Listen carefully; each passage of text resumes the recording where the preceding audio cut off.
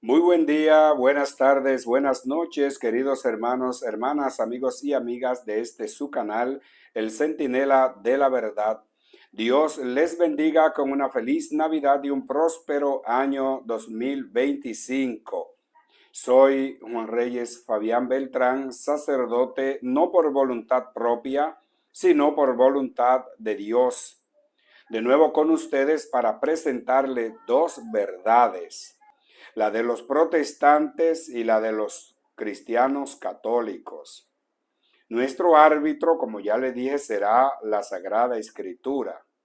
El protestante dice, el celibato no es bíblico, y le das dos citas bíblicas que en nada contradicen lo que niega. Los cristianos católicos decimos, el celibato sí está en la Biblia, y tenemos citas suficientes para demostrarlo. Les toca a ustedes ser los jueces y tendrán que determinar quién tiene la razón.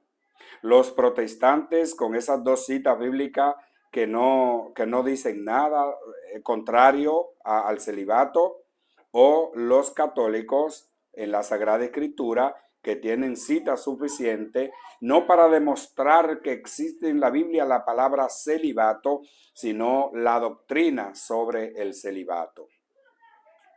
Antes de escuchar lo que este hermano pastor tiene que decir, quiero recordarles a Mateo 7, 15 al 16. Cuídense de los falsos profetas.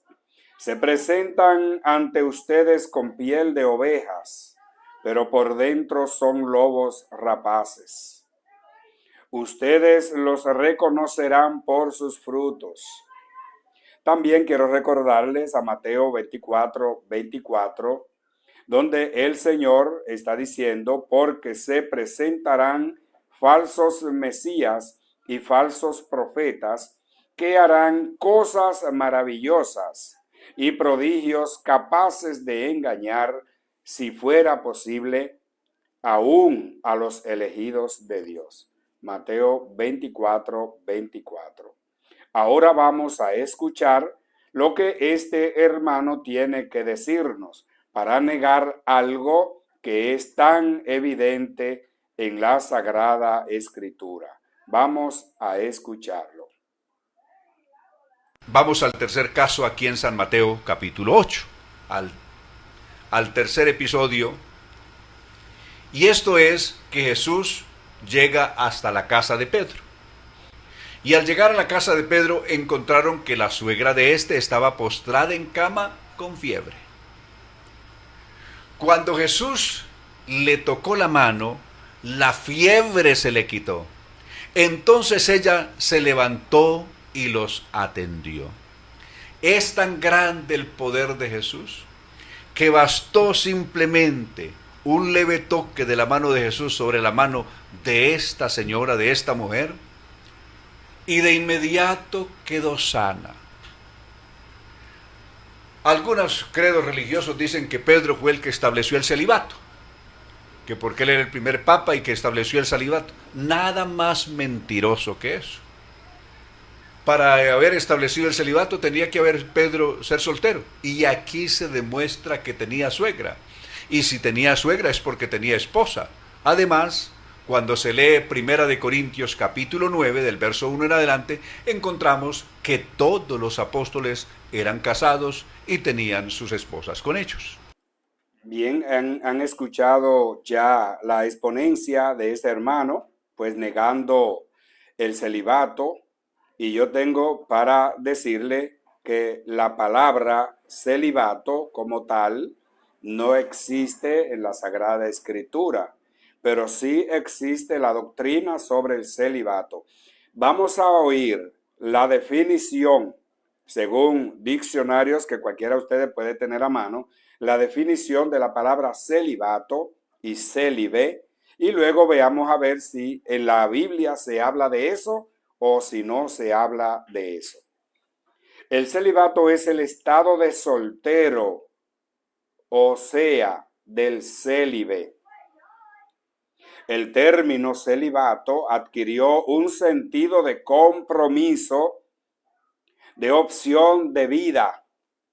Es una persona soltera, el célibe es una persona soltera, especialmente por haber hecho voto de castidad. Otra definición de la palabra célibe es que es la persona que vive el celibato por una decisión personal, civilmente, o por una vocación especial de consagración, también religiosamente. Para los protestantes es evidente que todo lo que hace y enseña la Iglesia Católica es malo, y ya sabemos por qué. Todo esto se debe a que su principal trabajo es el protestar. Eso es lo que son protestantes, por eso se le entiende. Sin embargo, la Iglesia Católica tiene la Sagrada Escritura a su favor y con citas bíblicas puede demostrar todas las verdades que enseña. No se debe ignorar que el Nuevo Testamento es doctrina de la Iglesia que es edificada por Cristo, según Mateo 16:18, y que según el apóstol San Pablo es cuerpo de Cristo. Romanos 12, 4 y 5, 1 Corintios 10, 17, 1 Corintios 12, 12, Efesios 4, 4, Colosenses 1, 18.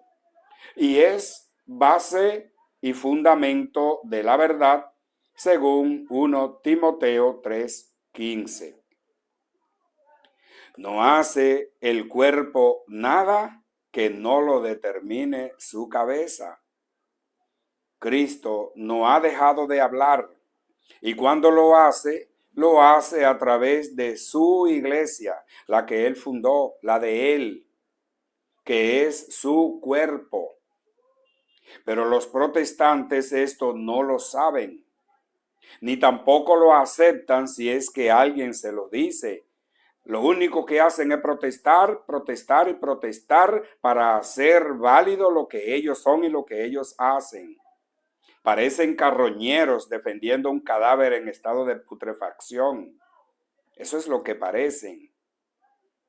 La ponencia de este hermano para contradecir el celibato empieza con Mateo 8:14, donde dice que Jesús fue a casa de Pedro, allí encontró a la suegra de éste en cama con fiebre. Esto lo sabe el protestante gracias a que la Iglesia Católica lo enseñó y lo escribió en la Sagrada Escritura. De otro modo, ¿cómo lo habrían sabido si ellos empiezan a existir a partir del año 1517? Piénsenlo.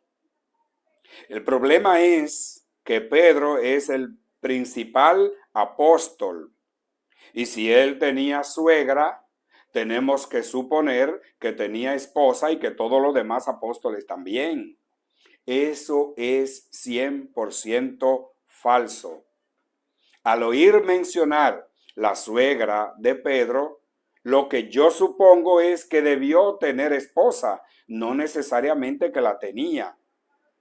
Es curioso que Jesús va a la casa de Pedro, se habla de la suegra, pero no se habla de la esposa. Voy a poner 3 ejemplos. Primer ejemplo.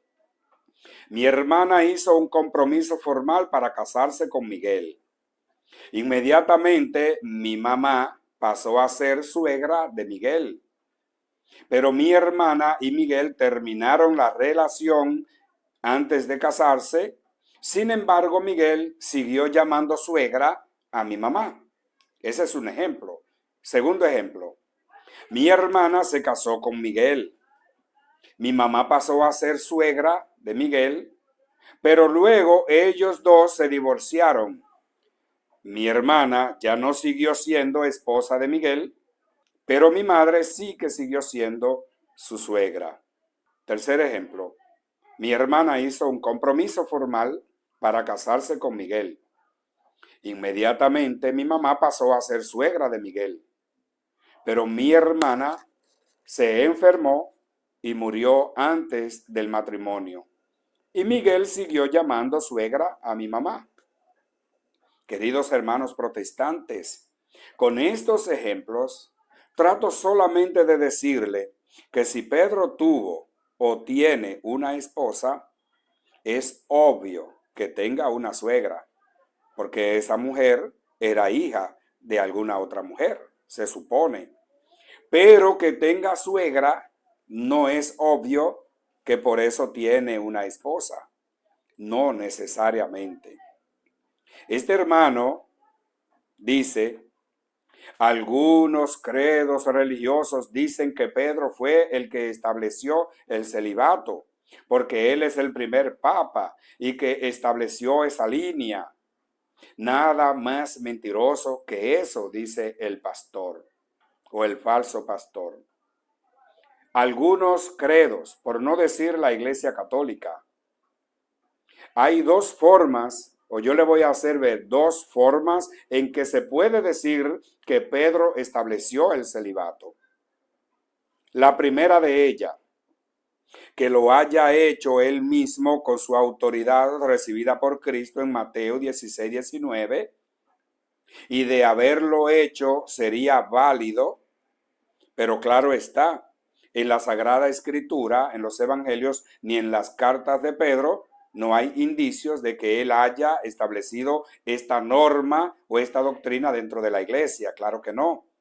Pero recuerden que Pedro estaba junto a Jesús cuando dio una respuesta a los judíos que en Mateo 19:4 le hicieron unas preguntas sobre el matrimonio.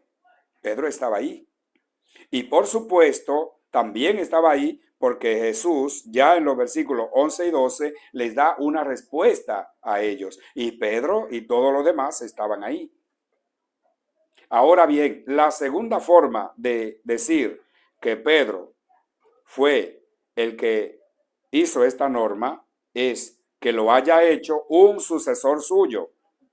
Sería igualmente válido porque en sus sucesores continúa la autoridad que le fue dada por Cristo mismo a Pedro.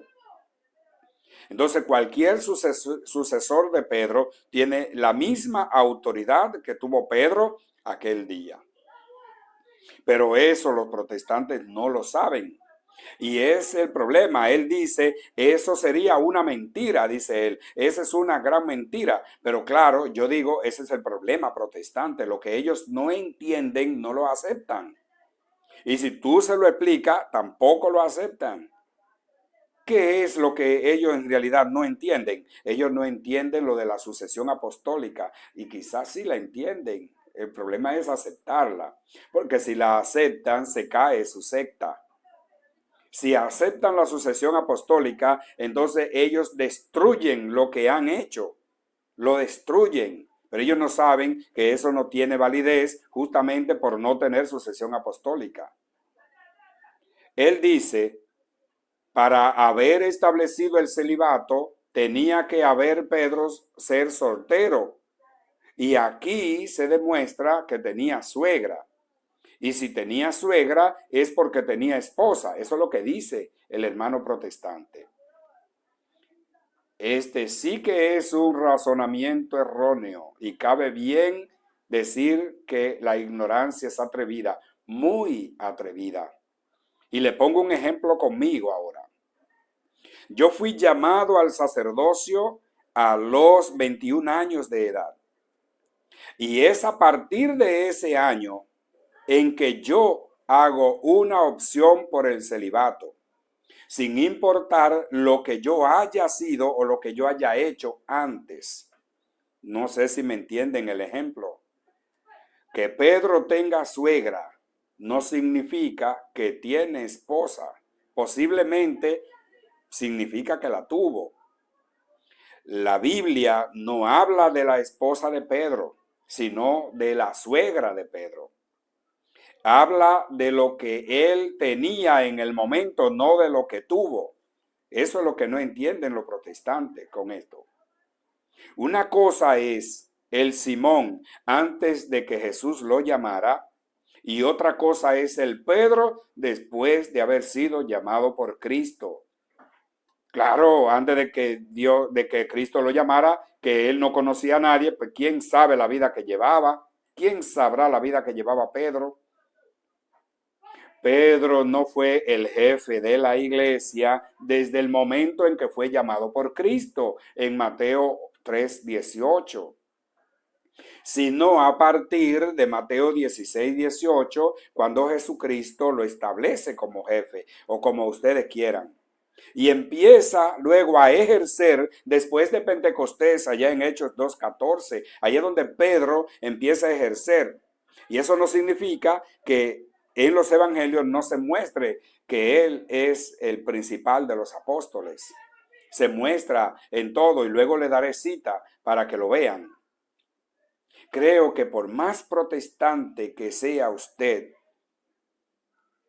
estará de acuerdo conmigo en que si Pedro se buscó esposa, no fue después de haber sido llamado por Cristo, sino antes.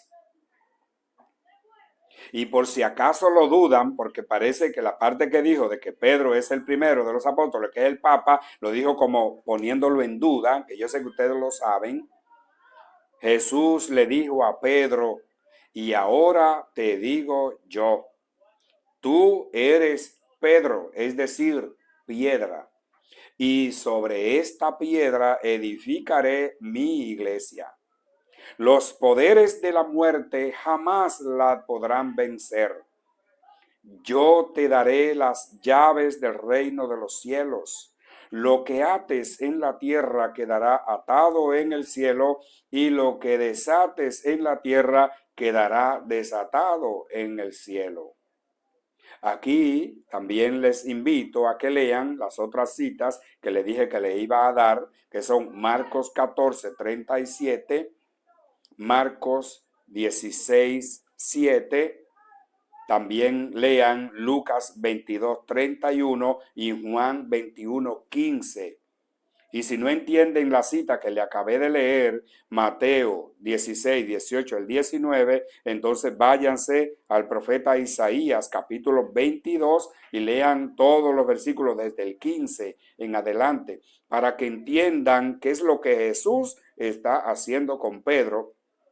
Y si no le gusta el nombre de papa que la iglesia le dio, denle cualquier otro nombre, jefe, mayordomo, como ustedes quieran, coordinador, presidente, como ustedes quieran. Pero él es papa, el primero, y luego hoy tiene sucesores que continúan su legado. El señor Restrepo, que es el falso pastor que tenemos aquí hoy, quiere negar el celibato poniendo a Pedro a decir mentiras. Señor Restrepo, eso no se hace. No saque del contexto un texto tan hermoso y no lo convierta en pretexto para hacer que la Biblia diga lo que usted quiera. 1 Corintios 9:4 dice, ¿acaso no tenemos derecho a comer y a beber, a viajar en compañía de una mujer creyente, como lo hacen los demás apóstoles, los hermanos del Señor y el mismo Cefas? ¿Quién es Cefas? Pedro. Pero le digo, no seamos malintencionados con esta cita bíblica. No pongamos a la Biblia a decir mentiras. No me cabe duda de que los protestantes malinterpretan la Biblia a propósito para enseñar o para engañar a los católicos. Y si eso es así, entonces tengo la razón cuando digo que el protestantismo es el aguijón del diablo y este es parte del veneno que inyectan en las personas. El engaño, la mentira. 1 Corintios 9:4 no está hablando de mujeres esposas de los apóstoles. pues ellos habían abandonado todo, sus familias, su casa y todo para seguir a Cristo. Y Pablo, si estuviera hablando de mujeres esposas, entonces él estaría defendiéndose a sí mismo. Lo que creen que Pablo tenía esposa por este versículo bíblico es porque no han leído Primera de Corintios 7. Léanlo, por favor. Desde el versículo 1, donde Pablo dice que es bueno para el hombre abstenerse de mujer. Desde ahí. Luego en el versículo 7 va a decir, mi deseo es que todo el mundo sea como yo, pero cada uno recibe del Señor su don particular. Uno o sea, el de casado, otros aquel, el de no casado. Y en el versículo 26 dice, considero que por las dificultades del tiempo presente, lo mejor para el hombre es vivir sin casarse. ¿Cómo entonces, en 2 capítulos después, Pablo te va a hablar de otra cosa? ¿Cambió de idea tan rápido? ¿O fue que cuando escribió el capítulo 7, él era soltero, pero de ahí suspendió y cuando vino a escribir el capítulo 9 ya se había casado? Mi hermano, no digan eso. Pablo habla de mujeres piadosas que los acompañaban y les asistían con sus bienes. Y eso mismo fue lo que pasó también con Jesús en Lucas 8 del 1 al 3. Había mujeres que lo acompañaban y les ayudaban con sus bienes. No hay ningún indicio en la Biblia de que alguno de los apóstoles de Jesús, incluyendo a Pedro, tuviera esposa. No lo hay. En cuanto a Pedro, todos sabemos que sí tenía suegra, pero no dice que tenía esposa. Tampoco la tuvo Juan el Bautista, tampoco la tuvo Jesús, la tuvo Pablo y muchos otros a quienes nosotros llamamos padres apostólicos tampoco tuvieron esposas. ¿Por qué? Porque decidieron seguir a Cristo de una manera total, entregarse a Él de una manera total y al Evangelio. Pero eso los protestantes no lo hacen, no lo aceptan y no lo entienden. El celibato no es bíblico, dicen ustedes. Tienen que leer y tratar de entender Mateo 19:12. Hay hombres que nacieron eunucos o hombres que fueron desde niños o desde su nacimiento imposibilitados para casarse. Eso es lo que significa eunuco. Dice Jesús, hay hombres que han nacido eunucos. Otros fueron mutilados por los hombres, es decir, fueron hechos eunucos por los hombres. Hay otros todavía que se hicieron tales por el reino de los cielos. Entienda el que pueda. Querido protestante, usted no lo entiende, no lo puede entender. Los protestantes no lo entienden, por eso no lo aceptan. 3 grupos de personas, los que nacieron eunucos, los que fueron hechos eunucos y los que asimismo se hacen eunucos por amor al reino de los cielos. Pero qué bueno que Jesús terminó diciendo, entienda el que pueda. ¿Por qué usted no abre el entendimiento y trata de entender algo tan simple? Y así va a decir, no, no existe, es un invento de la gente. Sí, un invento sugerido por Cristo Jesús. Y luego también sugerido por Pablo en su carta. También ustedes pueden leer Apocalipsis 14:4 cuando Jesús está hablando de los 144,000. Los 144,000 señalados, dice Jesús, estos son los que no se mancharon con mujeres, son vírgenes. Es lo mismo que célibe, vírgenes, célibe. Estos siguen al Cordero a donde quiera que vaya.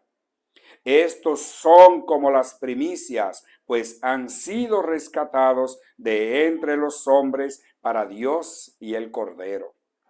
Ustedes no lo entienden porque no quieren entenderlo.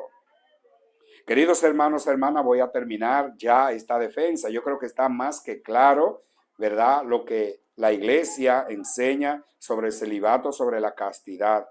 Que usted no quiera asumirlo, que no lo quiera, bueno, usted se pone en contra del evangelio y usted es libre para eso. Pero no enseñen mentiras de otra cosa. Estas palabras del apóstol San Pablo a los romanos, con ellas voy a terminar la defensa.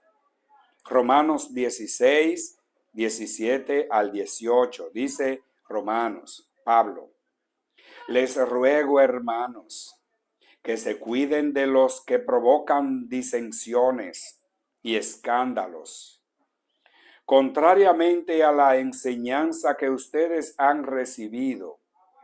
Eviten su trato, porque ellos no sirven a nuestro Señor Jesucristo, sino a su propio interés, seduciendo a los simples con palabras suaves y aduladoras. Queridos hermanos, hermanas, ¿qué es lo que Pablo te está diciendo? ¿Cuál es la advertencia? Te ruega que te cuide de los que provocan disensiones. ¿Qué son disensiones? Son pleitos y divisiones, son escándalos, son sectarismos. Dice él, cuídense de esa gente. No son buenos, solo el diablo divide. La matemática del Espíritu Santo es la suma y la multiplicación, no la resta y la división. Eso es de los protestantes. ¿Por qué? Porque ellos no nacieron de Dios. Y como no nacieron de Dios, ustedes se imaginarán de quién nacieron para dividir a la iglesia y poder destruirla mejor. Eso fue lo que hizo el diablo. Pero claro está, no te vas a venir con cosas malas, sino engañándote con cosas que parecen buenas. Dice él, contrariamente a la enseñanza que ustedes han recibido. ¿Desde cuándo? Desde hace 2000 años. Recibiendo una enseñanza. ¿Por qué ahora se van detrás de alguien que te está engañando desde hace 500 años? Eviten su trato. Esto lo repetirá Juan en su segunda carta, versículo 11 por ahí, 9, 11. Eviten su trato, porque ellos no sirven a nuestro Señor Jesucristo. Aunque te hablen de Él, te están engañando y te están llevando a la cueva de bandidos. Recuerden que son lobos rapaces, según Mateo 7:15. Ellos sirven a su propio interés. El objetivo fundamental es hablarte bonito, darte promesas que no existen, llevarte a su cueva y allí arrebatarte el diezmo, porque por eso es que trabajan por su propio interés. Seduciendo a los simples. ¿Quiénes son los simples? Los sencillos, aquellas personas que lo creen todo, que no leen, que no se orientan, y entonces cualquiera que viene con un viento de doctrina se lo lleva de paro. ¿Se entiende? Los engañan porque son sencillos, con palabras suaves. Dios le bendiga, hermano. Y vienen con la Biblia debajo del brazo, ¿verdad? La Biblia en los sobacos y con saco y corbata, pero recuerden a Jesús diciendo, se visten de ovejas. Sí, están vestidos con piel de oveja, pero son lobos rapaces y te engañan con palabras suaves y aduladoras. Ay, hermano, y te dicen cuantas cosas bonitas para arrastrarte. Queridos, abran los ojos, aprovechen este año 2025. La iglesia está de júbilo. Vamos a aprovechar para abrir los ojos. Pidámosle a Dios que abra nuestros ojos, que Él nos señale el camino y que nos dé la gracia de nosotros rechazar la mentira y no andar detrás de mentiras. Dios Padre nuestro, Padre de amor y de misericordia, atiende a nuestras súplicas. Mira a tantas personas que de verdad quieren seguirte, pero van por un camino extraviado, un camino retorcido. Ayúdalo para que vengan al verdadero camino, a la doctrina que tú nos enseñaste, y así puedan aprovechar todos los recursos que tú nos dejaste para nuestra salvación. Gracias a todos los que ven este canal. Que Dios pues esté siempre bendiciéndoles. Si ustedes creen que es justo lo que estoy haciendo, simplemente suscríbanse al canal.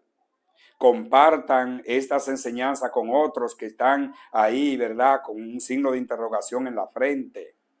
denle que le gusta para que YouTube se lo pueda mostrar a otros y coméntenlo.